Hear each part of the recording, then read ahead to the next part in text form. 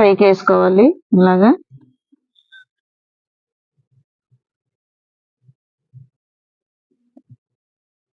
ఇది తోటకూర అండి. ఈ మొలిసేలోగా ఇది హార్వెస్ట్ చేసుకోవచ్చు.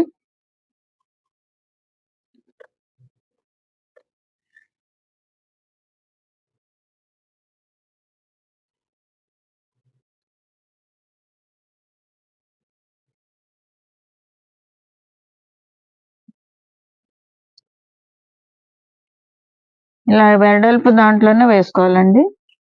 దుంప జాతివి మనకి బాగా ఊరుతాయి అన్నమాట. లోతుగా కాకుండా వెడల్పు ఉన్న వాటిలోనే బాగా వస్తాయి. చిన్న దుంపలు వేసినా మొలకొచ్చేస్తుందండి.